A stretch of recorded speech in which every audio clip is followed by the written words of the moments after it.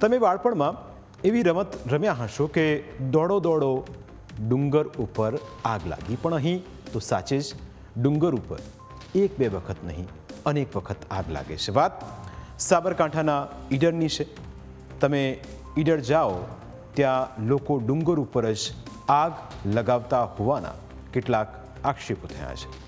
આખરે તેઓ કેમ આવું કરી રહ્યા છે? કેમ લોકો રળિયામણા ઈડરિયા ગઢને સળગાવી રહ્યા છે? પ્રકૃતિના આ દુશ્મનો કોણ છે? તેના વિશે જ્યારે અમે તમને જણાવીશું તો તમે પણ હેરાન થઈ જશો। ટેકનોલોજીના આ યુગમાં જીવતા ડુંગરોને અગ્નિ સ્નાન કરાવવાની એક ભયાનક પરંપરા ઈડરમાં જોવા મળી છે।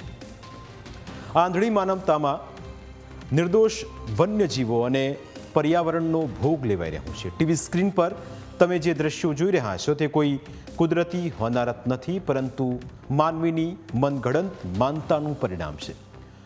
ઘોર કળિયુગની આ વરવી વાસ્તવિકતા છે।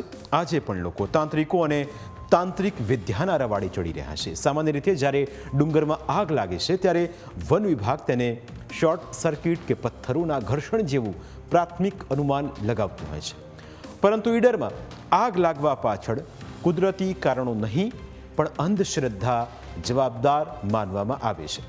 નવાઈની વાત તો એ છે કે આ આગ ડુંગરની તળેટીમાં નહીં પણ ઈરાદાપૂર્વક સૌથી ઊંચી ટોચ પર લગાડવામાં આવે છે। પણ સવાલ એ કે લોકો આવું કારસ્તાન કરે છે કે? તો તેની પાછળ લોકોની માનતા એવી છે કે ડુંગરને સળગાવવાથી દેવી દેવતાઓ પ્રસન્ન થાય છે, પણ આ માનતા પ્રકૃતિ માટે કાળ બનીને આવે છે। આવી ઘટનાઓને લઈ સ્થાનિકોએ પણ રોષ વ્યક્ત કર્યો છે।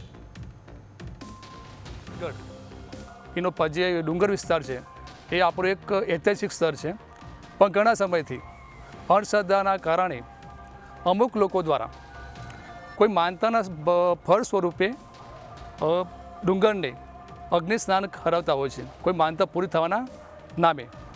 પણ જેના કારણે જે ડુંગર પર રહેલા પશુ પંખીઓ રહેઠાણો નાશ પામે છે।